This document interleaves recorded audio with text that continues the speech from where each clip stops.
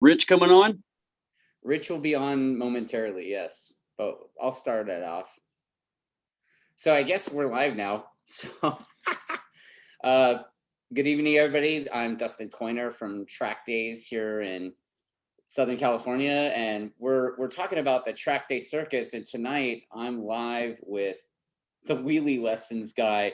Sorry, we're a little bit late. You know, Patrick had to deal with some makeup and hair, so we got him live now. And so Patrick Stevens, welcome, dude.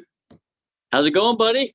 It's going, man. You know, I've actually followed you for a long time, and you're, if correct me if I'm wrong, but you're like one of the OG stunt dudes from like 20 years ago, right? Yeah, way back when you had to flip through 100-pound CD cases to get to your favorite song. Yes, yes. That was when you Jenko guys were all Jeans slinging days. DVDs, right? My first stunt film was on VHS. Shit. Yeah, Uh-huh. that's right. That's right. Yeah, like you go way back, like with those Vegas guys and like Jason Britton, right? I Yep, think even yep, Dustin Apgar was doing that stuff back then, right? he was. We were both sponsored by LBZ. That's right. Yeah, that's what I remember you from, actually. Uh-huh. You know, I mean, I'm a track guy. Like I've always been a track guy, but I'll be straight up with you, man. Like learning how to do wheelies was like that was like number one priority when I first got a sport bike. Learn how to do wheelies on it, right? So I mean, you know, we have this track day circus thing coming up, and you know, I'm talking to the partners, you know, Richard Finley and Cooper, and they're I was like, dude, we got to get this wheelie guy to come out. So um but yeah, I mean, let's talk about what you got going on. I mean, are you still doing stunt shows, or what are you doing now? I'm doing as many stunt shows as the industry will allow. The industry's not doing so good in general, but the stunt industry has been on a decline for the past 10 years. I think we've got a bad reputation for ourselves.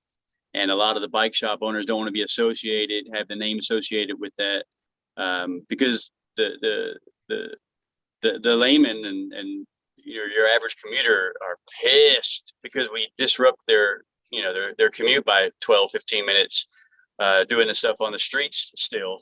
When I figured out that I could make a living at it, I stopped doing all this stuff on the street. Yeah. But now that I realize that nobody else is going to stop, if you can't beat them, join them. Yeah.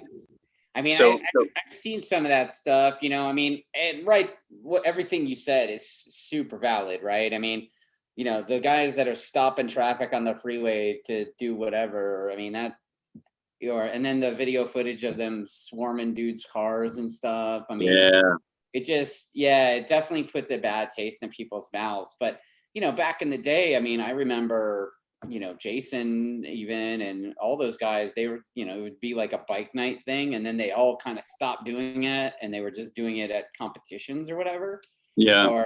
or the little local practice spots that they had.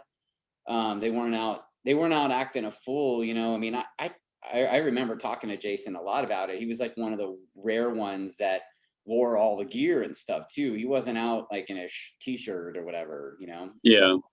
So guys like you guys try to set an example but there was a lot of dipshits, right?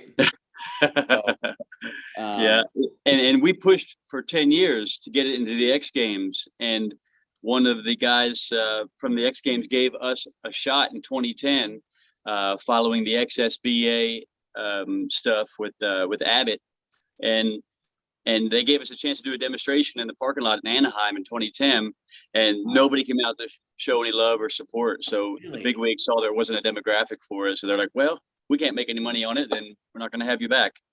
And then from 2010 on, it was just a downward decline. That's crazy. I mean, it's never been bigger. You know, the sport bike underground street freestyle movement has never been bigger, but that you can't make any money doing that. It's just street stuff and clout and street cred, you know. Yeah. I mean, years ago, Keith Code from Superbike School had that on one wheel program, right? And he ended up getting out of that and sold it to this group of stunt guys. And, I ended up trading some track time for it. And it was at the Pomona drag strip over here. Yeah. And, I mean, that was a lot of fun. I mean, they had this, they had a contraption on the bike that had, it would actuate the rear brake. Yeah. And then when you got to a certain point, it would kill the spark from one of the cylinders. I remember that. Yeah, and that kind of, it was a lot of fun, and it made it pretty easy to learn. But I don't know if those guys didn't last very long, and I mean, who knows what happened to those bikes and all that. They tried to take that on the road, and they came to Dallas and hired me as one of the instructors for the on one wheel wheelie course. And it was Tony D Freestyle was a part of it. And after they came through one time, I never saw them again. And partly I think because it simulates exactly what you're supposed to do, and the machine actually hits the brake for you and it retards the ignition, which doesn't teach you how to do it. So once you do it on the simulation, then you're lost. Yeah. That's why this trolley is awesome, because the trolley attaches to the bike and you have to do all the work. It just allows you to make mistakes with no consequences. So once you cross the line a whole bunch and you figure out the angle and how much brake and gas you really have to give it in order to get the bike to slow down, then you can usually do it from then on. It's just transferring to a bigger, heavier bike. Then the psychological part of it really messes with people's heads and it feels like they're starting over again. But I just tell them, keep pushing through, stick to the lesson. The lesson works. Well, it looks like we got Richard Finley on here from Apex Assassins. What's up, boys? Beautiful bean footage. So what's up, Patrick? How's it going, man? How are you? I'm good, man. Excellent. I can't wait to come up and ride with all you guys. Yeah, it's gonna be a blast, dude. I'm looking forward to it. Yeah, I mean, I've been kind of talking a lot of smack to Ricky Bobby out in Georgia, or South Carolina. Same thing, right? Who's Ricky Bobby? Oh, he's like the Box O'Toole guy. And I was like, yeah, dude, I know you need to do that because your wheelies are clearly trash, right? I have a couple of guys on our crew as well. I mean, everybody's super excited to get the opportunity to learn how to do that. And you touched on what did you call it? The trolley. The trolley. See, I was calling it the sled because it looks like a fucking sled. Yeah, it's been called many things. So okay, so for the TrackDay Circus, both days, everybody that's signed up and is ready to go out there, every single rider will have the opportunity, right, to take a shot at your sled contraption thing, right? Well, how many people is every single rider? I don't know. I know you have limited time and limited, I mean, you have to spend an X amount of time with each person, but everybody there, it's like first come, first serve. And, if you don't get in, you don't get in, but a lot of people are going to get a shot, right? Yeah. So we kind of talk, like me and Patrick were talking, like having groups of like 4 riders sign up. So he could do like 4 riders at a time for like an hour. So the signups will be there in the morning for everybody. So yeah, it's first come, first serve. It works. Yeah, it works like out. 4 or 5. If it's from 9 to 5, it worked out to be 28 riders per day. Perfect. So you hear that, everybody? Like, dude, we have the guy. And if you're the guy that your wheelies are trash or you don't know how to do them, Gil Ramos, talking to you. Ty Bankford, talking to you. This is the guy to see. Ricky Bobby, definitely talking to you. Definitely sign up for the TrackDay Circus, and Patrick will show you what's what. So take us through like what to expect from that.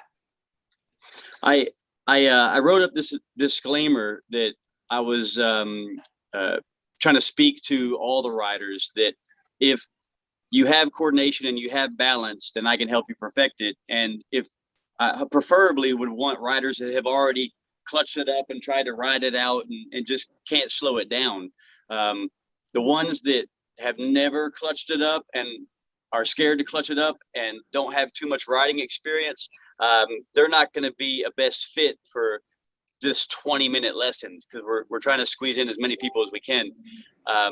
Here in Fort Worth, I give 3-hour private lessons, and it's usually about an hour and a half, 2 hours in is when people start grasping and feeling the technique work, because this technique slows the bike down so slow you never run out of the end of the RPMs. And by going slow and more controlled, it's safer. But getting the ratio of having the brake on and the gas on at the same time is real alien. So you have to reprogram your subconscious for that fight or flight not to kick in. You can't keep turning off the gas. You have to stay on the gas and use all the brake and all the gas and get this bike to slow down. All that stuff you just said, I'm like, you lost me. Well, we all know your wheelies are trash, Dustin. So. Oh, clearly. Well, especially now, you know, I have this bike that Richard at Attack built for me, and it's got all this nanny shit on it, and it doesn't do wheelies, right? Patrick, I don't know if you saw that, but Richard gives me a ration of shit, and basically the common phrase he uses is that those that can't go fast do wheelies. Yeah. So you said you have a bike that won't wheelie? Oh, that thing it's got all this nanny shit on it. And it's super long. The wheelbase is really long. It has like training wheels on it too. So when he doesn't really tip it over either. So it's really cool. What? Yeah, it's cool like that. Yeah. Are you guys what, 160 horsepower, right? It's in the mid 190s, and it's like I said, the wheelbase is super long. Steering is raked out like a chopper kind of. And what do you do with the bike? Well, I mean, what's it good for? Going fast. Like, oh, drag race straight? No, dude. Like it just goes fast on the racetrack. That's all the thing does. Like, you put it on the circuit track? Oh yeah. Why is it raked out long? That's just a superbike thing. That's Richard's Attack science. I don't know. Really? Yeah, it'll do like if that thing wheelies, it's like a big distraction and scary too. Huh. I gotta see anything like that. What'd you say? I've got to see. And it looks like a bass boat. Are there a lot of bikes that are raked out longer like that? I think a lot of the super bikes are. Really? Like how much longer? Well, if I roll the bike into the back of my pickup truck, the rear wheel kind of sits on the tailgate. They all do. No, not like it's that. On the tailgate. Yeah. Yeah. And it's got a bunch of traction control and ABS and all that stuff. There's no ABS, but it's got a lot of electronic nanny stuff. Yeah. I have students show up all the time. I've ridden pretty much every bike on the market because students show up and they want to see their bike wheelie. And there hasn't been a bike yet that I can't wheelie. And sometimes it requires me taking the fuse out of the ABS and traction control just to get it to go up. Yeah. And I'm going to disclaimer that too. Like I'm doing I'm the kind of guy that comes off the corner and does like it's like a hip flick thing while I'm giving it gas, and it, power wheelie kind of thing. But I've never done that clutch thing that you were describing. When you said all that stuff, and I'm like, nope, don't know. I don't know any of that. So everybody's scared to clutch it up because it comes up too fast. But you have to get used to the rear brake. But it's hard to get used to the rear brake unless you get the bike up. So it's like a catch-22 thing. Oh, so apparently the crazy Italian says his bike doesn't wheelie either, only in first gear. Says I'm not alone. I can get a 97 F3 that I started on stock doing 60 in third gear and snap up the clutch sitting down without preloading or pulling the forks or jerking on it or nothing. It's all about timing. Yeah, I mean, I saw that Craigslist video, right? Right? Yeah. That guy. Yeah, You got a you remember 600, that? a 750, and a 1000. Yeah, Finley, do you know what I'm talking about? yeah, Yeah. I love that guy. Yeah, I mean, there's another guy, I think he's out of San Diego now, but Brian Steves, that guy, I think he has a business called Wheelie University. Yeah. And so Brian used to come out to those bike nights 20 some years ago on a 97 F3 and doing exactly what you described, like full, like a stock F3, and he's like full doing all the stunt stuff on it. So hey, that the guy at Wheelie University, I've looked at his stuff, and I'm real surprised that he hadn't got the trolleys like me yet. He has the long wheelie bars. It protects you from going backwards, but it doesn't protect you from left to right. I'm real surprised he hasn't made the move to get those. Yeah, I mean, everybody kind of runs their deal their own way, right? That's actually kind of what attracted me for the circus for what you got, because I think what bikes are you using for this? The TTR 225. Okay. I got 2 of those, and they got street tires and wheelie bars on them. Okay. Because the technique is the exact same on a dirt bike, sport bike, Harley. It's all the exact same technique. You just use more brake and more gas if you have more power and more weight. So, like, how often are you doing these? At least 20 a month at night. No kidding. that's awesome. Mm-hmm. That's amazing. Yeah, it's great, man. I love to be able to continue to pursue the passion and pass along the passion and still make money at it after, the industry's not doing so well anymore. It only really supports a living for about 4 or 5 people in the whole world, a good living, Yeah. That's unfortunate. It's kind of same thing that's happened with racing too, right? You got a better shot at making a living as a NFL quarterback or something. There's a lot more of those than there are racers making a living. Yeah. I read somewhere where it said 2 factory motorcycle dealerships a month go out of business in the US. Really? And right now, the only thing that's really keeping them afloat is those side-by-sides and ATV stuff.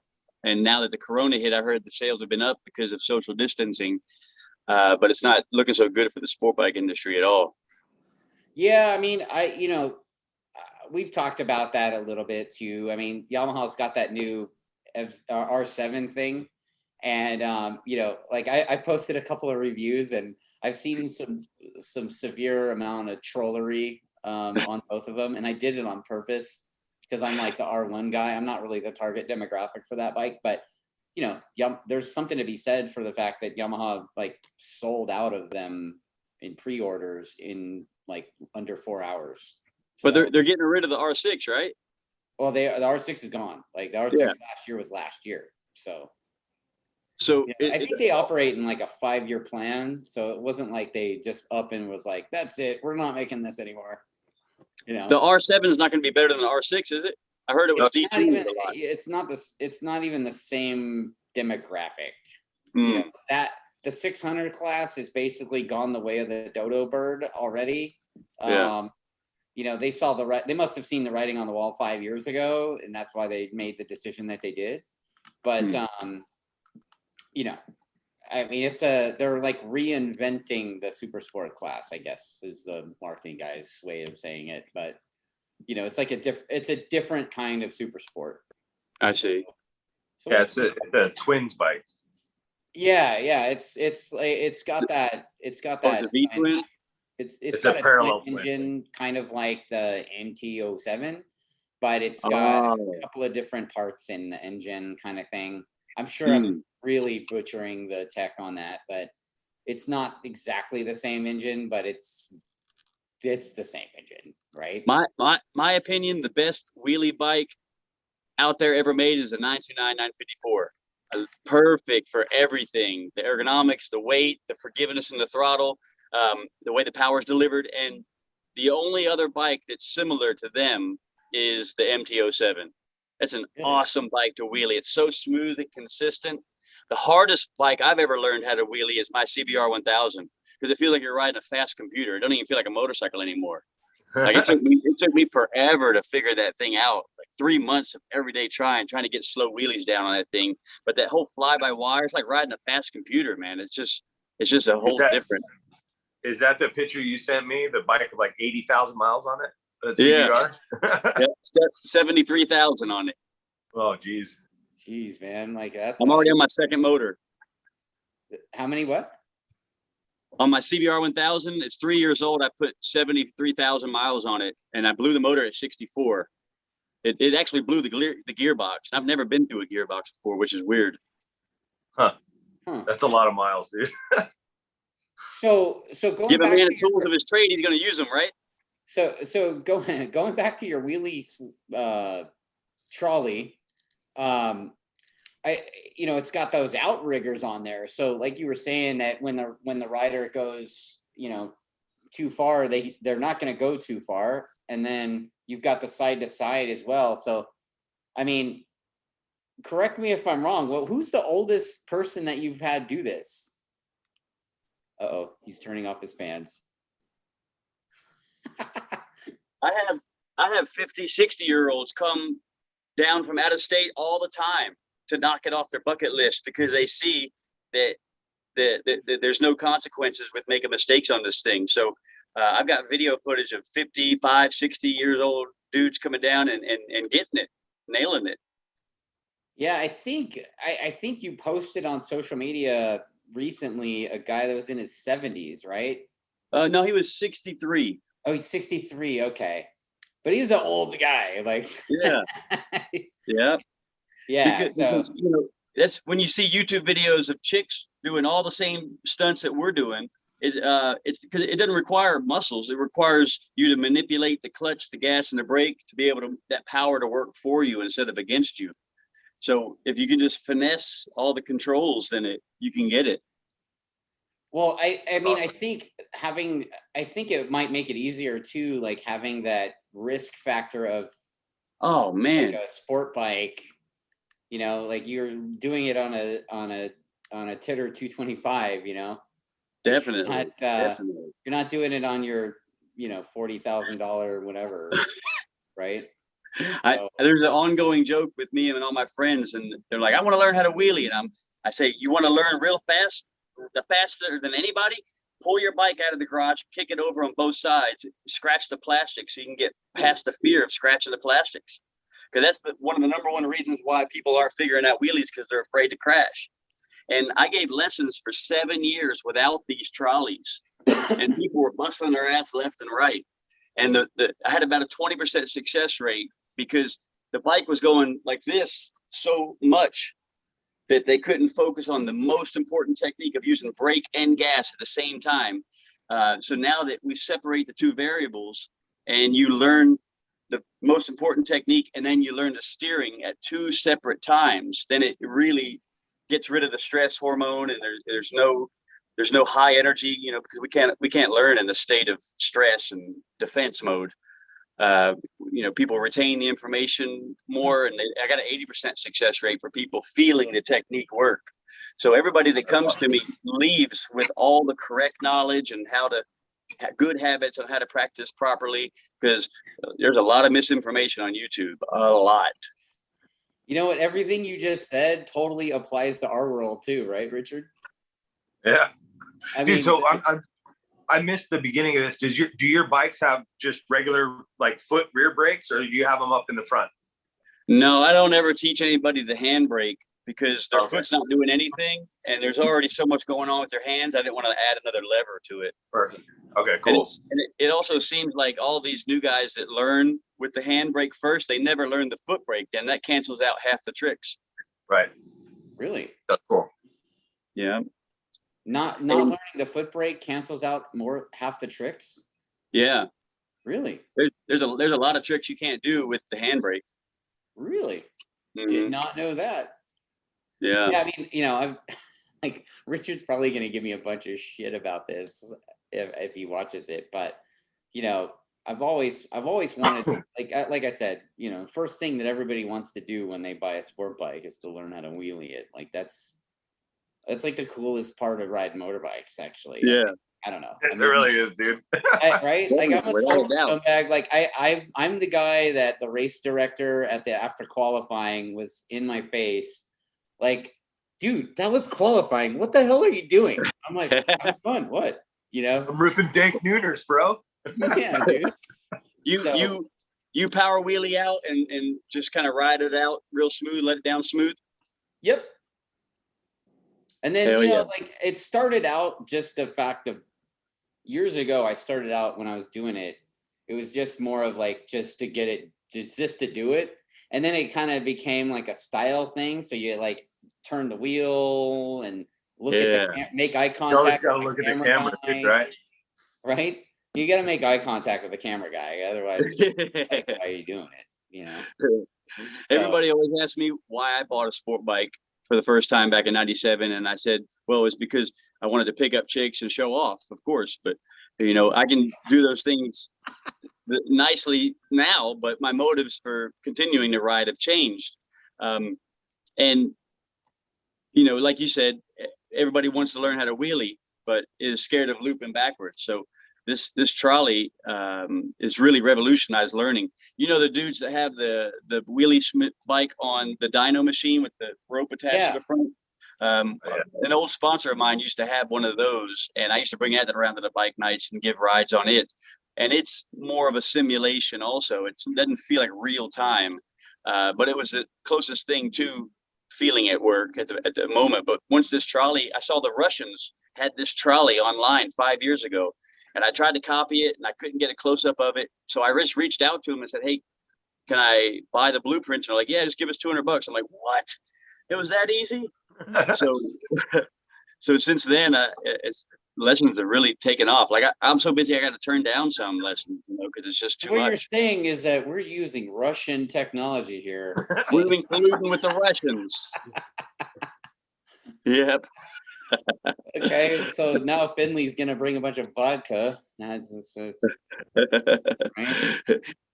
Hey, wow. when I first bought my CBR 600 Smoking Joe's F3 back in '97, these two guys that taught me how to ride fast on the street, they were in the CMRA, and they got me to come along one year and get my road race license and get on the circuit. And I ran sprints, and we talked about an endurance team. But I only did it for like one summer because, you know, as a privateer, as you guys know, it's super expensive. And I was working in sales at a health club and wasn't making much money. So it was fun. I got kicked off a lot of tracks for doing wheelies. They frown upon it, that's for sure. We don't want to clean up your mess. Yeah, I mean, you know, there was a lot of stigma about it, you know. I mean, I call it the fun police. You know, we used to, when we first started racing in the 90s, Danny Farnsworth was the race director, RIP. And Danny was very strict on the wheelie thing. Like, you know, so there was I think the only guy that at Willow that was actually getting away with it was Chuck Graves. Like everybody else would get DQ'd or whatever. I know they sanctioned a few guys back then, but, you know, I never understood why. And, you know, there was all these bullshit stories or whatever of like some guy at a test, you know, and he does a wheelie out of the pit lane and crashes or something. Like, I don't know how it sounded like an old wives' tale to me. Yeah, but, I've never seen it. I've never seen anybody crash from a wheelie. If that dude crashed coming out of the pit lane, he was probably going to crash anyway, you know? Yeah. You know, but I mean, you know, back when we started doing, you know, watching Curtis Adams and Chuck Graves doing wheelies off of turn 6 down the back straightaway at Willow, it was like, oh my God, I got to learn that. Right. You know, something like that where, you know, even now, I mean, we don't even talk about that during our riders meetings at the track day events. I mean, it's a total waste of time of safety space to talk about something that 3 dudes are doing, you know?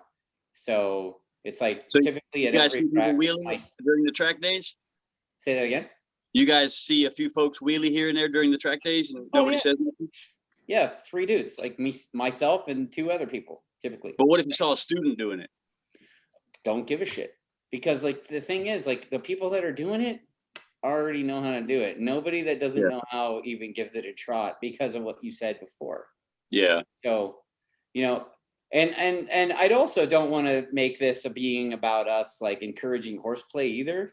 But Right. you know, it's like if you're gonna do it, you might as well learn how to do it right, so we don't have to come get you if you're a dumbass. Right. You know what I mean? So, Mm-hmm. Finley, correct me if I'm wrong here. Am I stepping out of bounds? No, you're 100% correct. Yeah. So we're not necessarily encouraging the horseplay. We just want people to give it a shot. And you know, there's a lot of guys like I said, Gil. You know, Gil Ramos is one of them, and you know, I'm sure if I can get him to go, you know, like I've been. By the way, everybody that's watching, if you know Gil Ramos, please scumbag him into coming. Go give him shit. Yes. But you know, Gil Ramos is one of those guys that just like he's content with where he's at, and he, you know, he does the little trash wheelies that are like that tall, even over the even at Buttonwillow over the wheelie bump.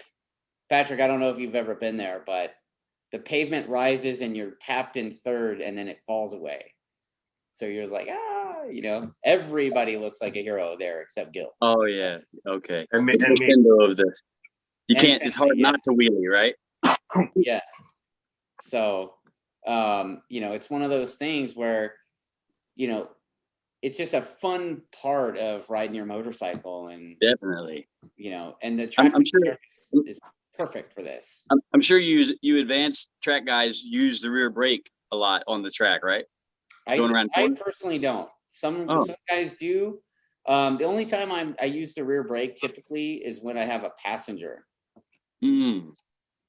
You know, you need everything you need, especially if it's a bigger dude. That's like I'm definitely not ride getting on to a that guy bike that's with like you. in the upper 200, like 270 or something. I don't know how big this guy. Dude, You the taking guy a was dude built like a heavy? Sasquatch at Laguna Seca. Dude, I mean, seriously, this kid, he's like 20 something maybe, and I think he's like a college athlete, plays football or something. You took him around the track? Oh yeah, dude. About 250? Yeah, 250 plus easily. Oh my God. And you know, I mean, we have a big spring on there and stuff, but there's just no way to get the thing slowed down without using the rear brake. But on my bike, when I'm racing or whatever, the only time you use the rear brake is when if you end up in the dirt, right? Huh. See, the people that get my technique down fastest are the people from a dirt bike background, because you know how on a dirt bike they teach you to use nothing but rear brake and front brake if you're advanced. But street bikes, they teach to use the front brake and less of the rear brake because it'll, you know, slide out high side you. So people with a dirt bike background already have a full range of motion of the rear brake. People from sport bike background that have never used it only know on and off with the rear brake. And if you're just trying to do on and off in a wheelie, it's not going to work. You have to have a full range of motion, just like a full range of motion on the throttle, in order to get the technique to work. A lot of times you can't teach yourself rear brake control in a 3-hour lesson, let alone a 20-minute lesson. But in 20 minutes, because we're going to do 20 minutes talk time, and then each rider's going to get 20 minutes. Okay. They're going to know all of the proper techniques to use with good habits, because a lot of people have misinformation, and practicing a wheelie the wrong way makes it way harder, and you give up faster and you'll never go back. But all the people that come and do the wheelie lessons during the track day will leave with all the correct knowledge on how to do it safely. And I give them techniques to do on their bike to simulate what it's like in a wheelie. Like I call it a drag, where you're just on 2 wheels in first gear, and you mash down the brake and the gas to make your bike go as slow as you can without stalling, because that's exactly what we're doing in a wheelie. So you get used to your bike being under that heavy load, and you can hear what it sounds like when it's about to stall. And then if you just do a drag a day, then when you start doing wheelies, it'll make it so much more easy, because you'll teach yourself rear brake control every day while you're doing the drag. That's cool. That's cool, man. I never even thought about that. Basically, you're not just like, okay, man, so don't chicken out. And No, there's a whole science behind it that I go over. I predict what they're going to do, and I tell them, here's what you're going to do, and here's what you need to do to change it, and here's the techniques you need to remind yourself to do this. And when they're out there and they feel themselves doing what I told them they were going to do, they're like, oh shit, he's right.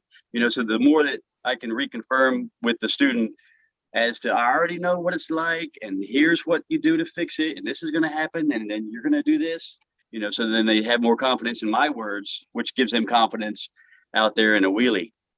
That sounds, I mean, the way you're speaking it's quite similar to the way we talk to students on the track, right? I mean, Richard, back me up on this, dude. Like, you can look at a dude and be like, yeah, we're gonna have to go get that guy. I usually call it. I'll be like, hey guys, watch this.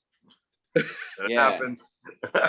I've been doing these wheelie lessons so long that I can tell what the student is gonna be like from the phone call before they show up. How long is this going to take me? Am I going to be able to wheelie by the end of the lesson? Like, oh, here we go. Expectations and obligations on yourself. Okay. Yeah. Yeah. I mean, it's just everything that you're saying. It sounds like you have a pretty structured curriculum that you're going to put people through, even though you're only taking a 20-minute snapshot of it. Like, how you said your wheelie lessons are typically 3 hours? Yeah. No kidding. And you do 20 of those a month? Yeah. Okay. I do in the summertime. I do them at night, Monday through Friday at night. And a lot of times I'll have 2 trolleys and 2 bikes going at the same time. And it's a well-rehearsed curriculum that I've taken and added to for people to comprehend the best, So I've got a writer asking if you thought about maybe selling this contraption. $200. A friend of mine that built my trolley, he builds them for people that request for $1,400. He builds them for them, and they have to come pick it up because it's just as much to ship it as it is to build it. Right. But a lot of the guys don't want to buy one because everyone thinks they're going to have it figured out really quick.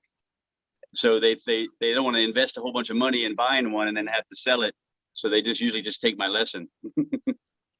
Does it fit any bike too? You can put any bike in it? Any bike with a Holy axle, and the wheel has to be 17 inches or bigger. Oh, okay.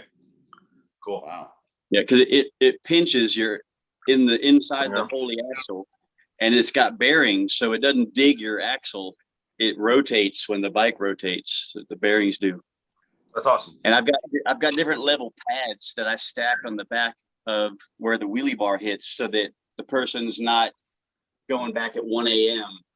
They can start hitting it at 11 and then hitting it at 12 and then removing it completely so they can hear the metal click, so they know they're on the bar and they're not riding the wheelie by themselves. They're actually on the bar. Awesome. Fuck yeah, dude. I'm excited, dude. I'm so excited to do this. I've got this 30-mile-an-hour electric skateboard that I zoom around while I'm giving the lesson. It's so much fun. I have so much fun doing it. That's cool, man. I can't wait. Another guy is asking about. He says he loves the handbrake on the scooter. I don't know. Like, I don't understand that. I guess the scooter has a handbrake on each side, right? Yeah, one for the front, and one for the back. Yeah. I don't wheelie my scooter. Yeah, the foot and the feet in the front scooters is so that the air can blow on the vagina. Okay. Perfect. Yeah. And So, what?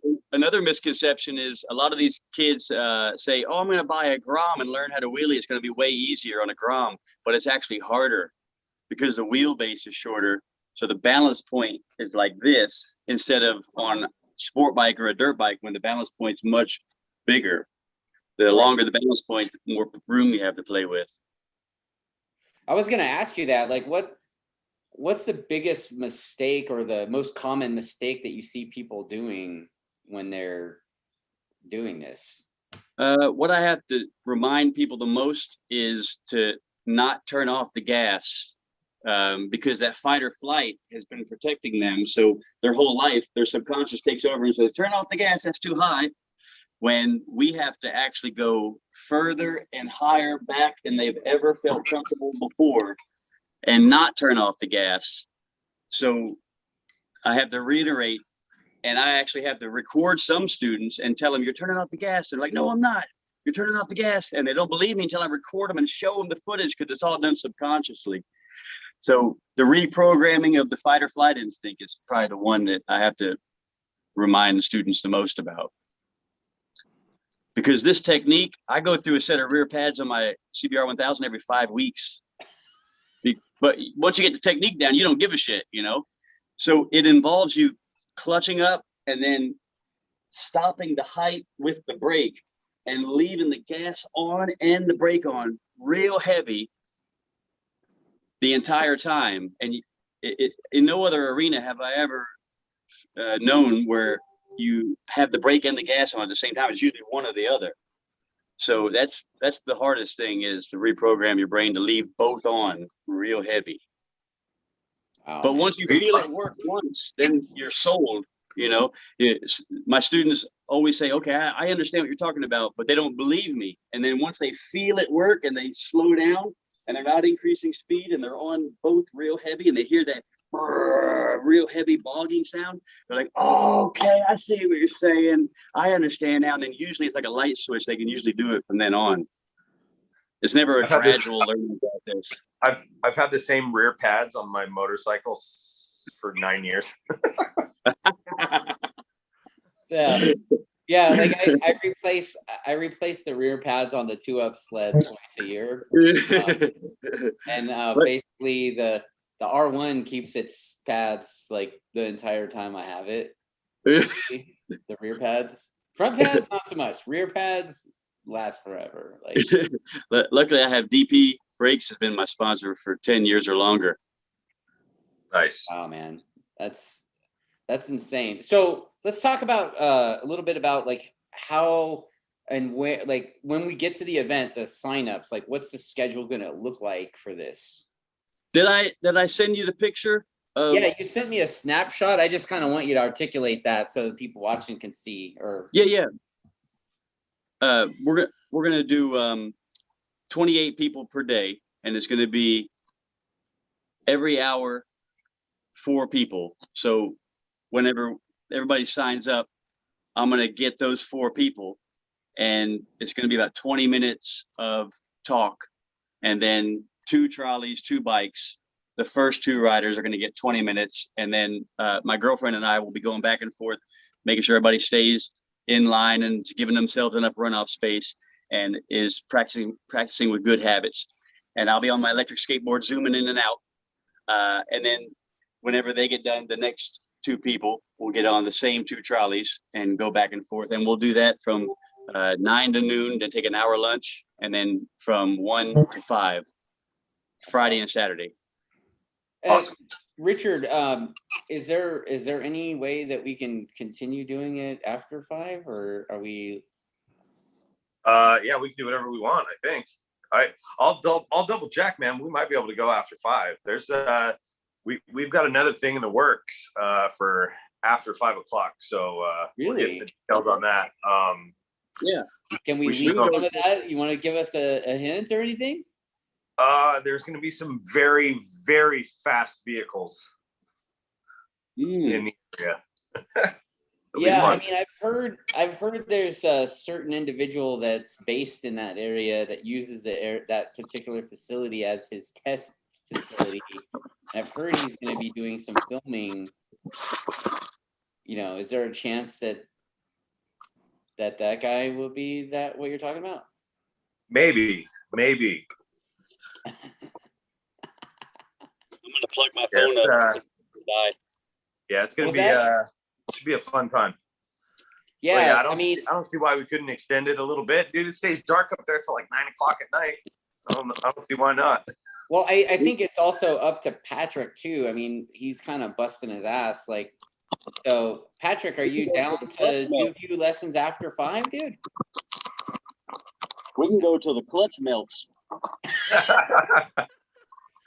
That's the TrackDay Circus attitude that we love. Yeah, I'm we're gonna not bring stopping some until extra, something catches on fire.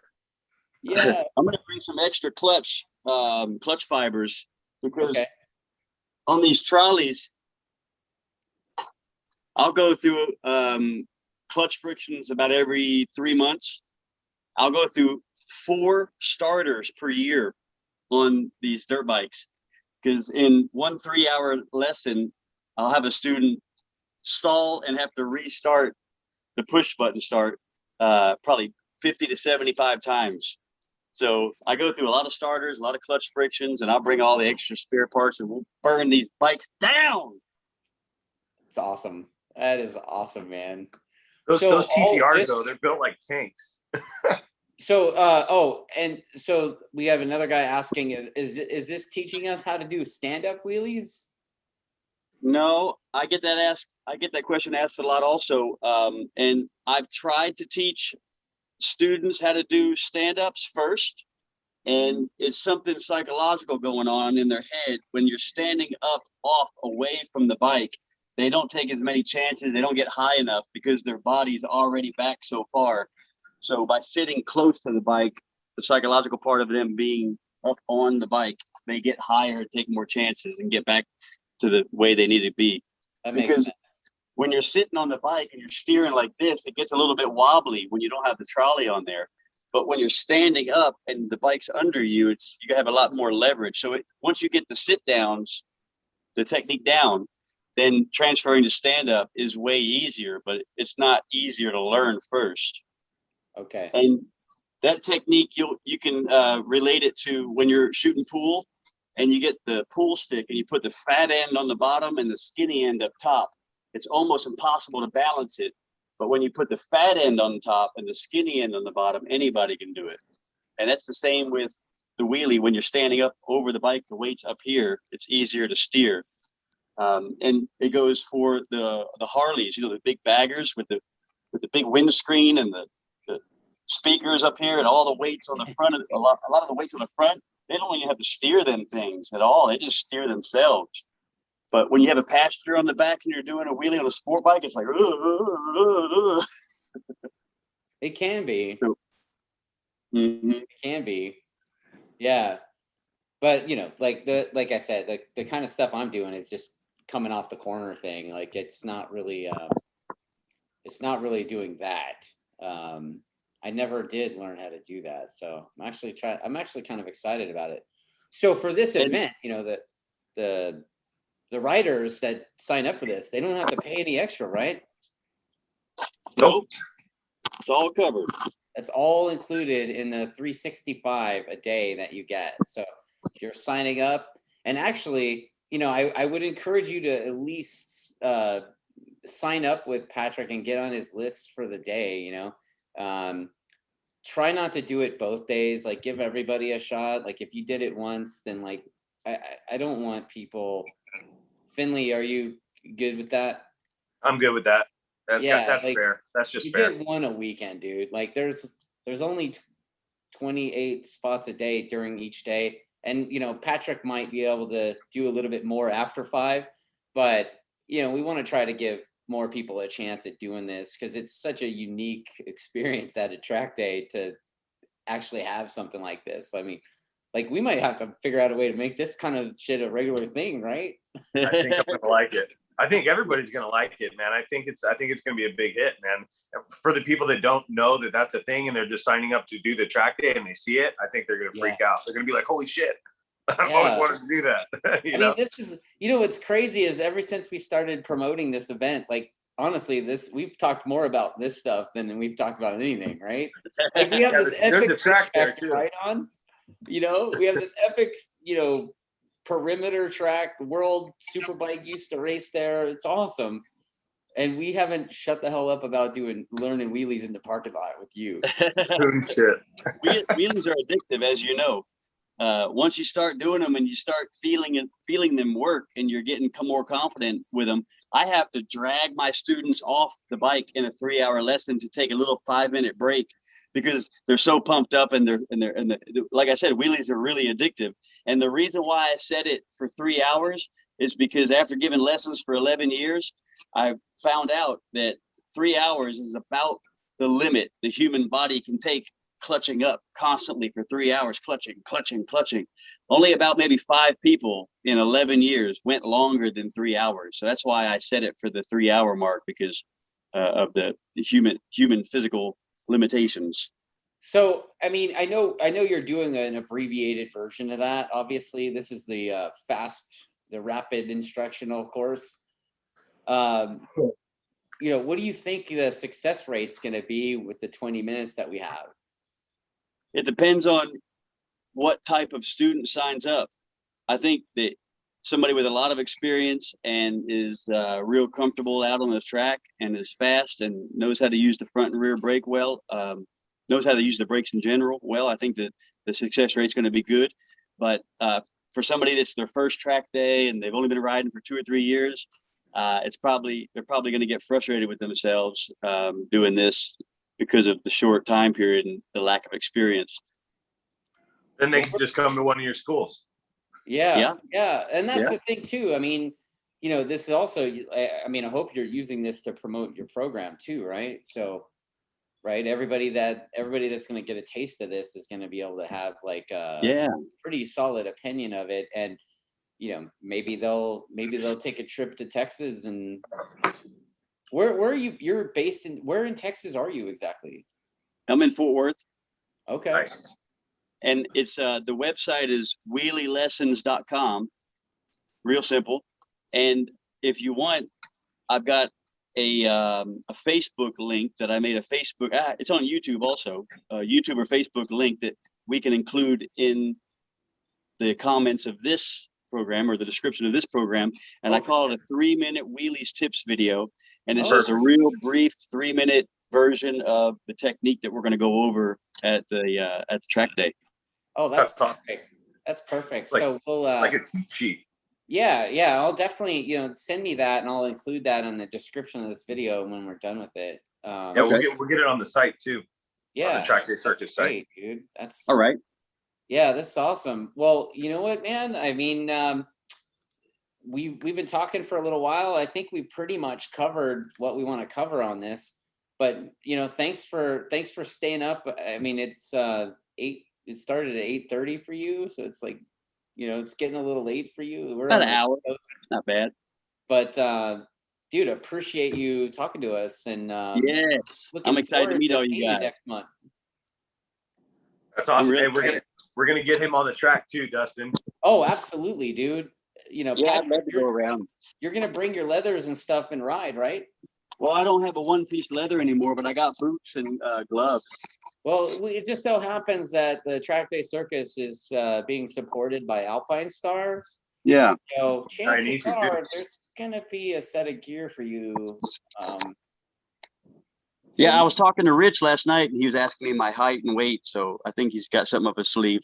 Yeah, we've been Alpine Stars will definitely have something for you, and we'll make sure that you're dialed in and looking legit. You know, because like we can't have you guys come out with and have this beautiful racetrack to ride on and only right. And you know, doing these track days down here in my area, I found out, and it's the craziest thing, I'm slower on the track than I am on the street. I found out it's because on the street, the painted stripes and lines keep me on my line around the corners. But when I'm on that huge track in the abyss of asphalt, I get overwhelmed in all the asphalt, and it's hard to stay on the right line. So I'm actually slower on the track than I am on the street. It's crazy. You'll love it. You'll love this track, man. Oh, this track's amazing. I mean, it's so cool. The straightaway alone, right? I mean, on Richard Suzuki's, you got time to like microwave a burrito and eat it. And it's frozen burritos. The frozen ones, yeah. I mean, I was there years ago, and I mean, it's like we joked that we had time to do our taxes. Oh shit! I mean, it's pretty healthy, man. It's a different kind of beast. You know, the guy that made this place, he spared no expense. You know, he had the original guy that created this track. Like he literally built it so he can like rip around in his like collection of GT40s. It was like 350 million bucks. Yeah. So it's like the it can only relate to like Coda in Austin. Dude, Yeah, I mean, it's badass. Mm-hmm. Yeah. So Nice. what was it, 2005? I think he put this thing together, something like that. 0405, yeah. Yeah. So, I mean, you know, the facility is crazy. I mean, it like the amount of paddock that this place has is just like, it's insane. Like, I want to say NASA has one of the hangars there. Like, I'm pretty sure NASA has a hangar there. Hey, yeah, I'm gonna take the whole week to drive up there. So I'm gonna go ride the mountains in Colorado and on the way there, and then on Sunday I want to go ride the Utah mountains. So if you guys know of a badass route that I can take, or if you guys know somebody that knows a badass route, please have them contact me because I'd love to know the best spot to ride. I'm sure all those Legion Moto guys could tell you. They're all the Legion Moto guys are all from Denver, the Denver area. Okay. So yeah, we'll get you in touch with those guys. Nice. Awesome. Yeah. I just went to the Pig Trail in Arkansas this past weekend. It's a real famous road down. It's probably the best roads in all of southern United States in Arkansas. The whole state is like a racetrack. Smooth marble asphalt. I wouldn't say the whole state of Arkansas is that. But yeah, the Ozark stuff is definitely fun. The rest of it's trailer park, right? And floating down the river, typically. Right? Was that Deliverance? Is that a Deliverance reference? No, dude. Like I'm actually from Northeast. I lived in Northeast Arkansas for a little bit, man. And you did, dude. Every year the river would come up, and I don't know why, but the same trailer park was floating down the river. Badass roads, though, huh? I mean, yeah, but there's also, you know, deer and armadillos and stuff. Like, you know, my girlfriend and I put 720 miles on my CBR that in one day that we were there on Sunday, and I didn't see one cop or one deer. Yeah, you know, budget cuts from Corona. Yeah, even the armadillos were on a pay cut. Yeah, social distancing. Yeah. I mean, you're a Texas guy, man. Like, they don't mess around in Texas with that stuff, especially if you have California plates. But oh man, these cops are so used to getting burned down here, they don't even chase you anymore. That's what the helicopter's for. Right? All my years, I've only seen the helicopter chase motorcycles 3 times in all of my years of riding on the street. And they never caught you, huh? Nope. Nope. Oh my goodness. Yeah. Well, somebody broke your phone screen? What? Okay, so yeah, the Legion dudes, the Legion dudes are saying that they're gonna hook you up with your routes. Yes. And then Ty says he just broke his phone screen. He did what? You're an idiot. Hey, so Richard, dude, can we get that guy like a helmet? So dude, did you hear about the clotheslining incident? Yeah, dude. So one of Richard's guys, Baby Huey, right? We call him Baby Huey, right? Is this great? Is that his nickname? Well, or is that just your nickname for him? I forget. So Baby Huey was riding his bicycle, and a tow truck had like pulled a cable across the sidewalk, and the tow truck was sitting in the bike lane. So he jumps into the sidewalk to avoid the truck that's in the bike lane, rather than just hanging a left and just passing it and getting back in the bike lane. He tries to go for the sidewalk, and the thing clotheslines him and wipes him out. That's all? He's a big dude. I'm surprised it didn't lacerate him. Oh man. So yeah, like, and the thing is, like, he's kind of coming back from breaking his collarbone in a racing crash. And he separated his shoulder too. So his shoulder's been separated this whole time. And the concussion, dude. So that was only like weeks before this incident. Yeah. So he's, you know, I think we just need to get him one of those like special bus helmets that he's got to walk around wearing that helmet like all the time. What do you think? I'm down.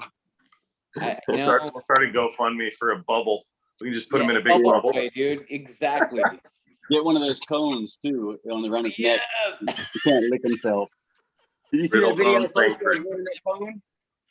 We definitely got to get him a cone. I think I have one video I just posted. I'm wearing the cone in the video. Yeah, I saw that.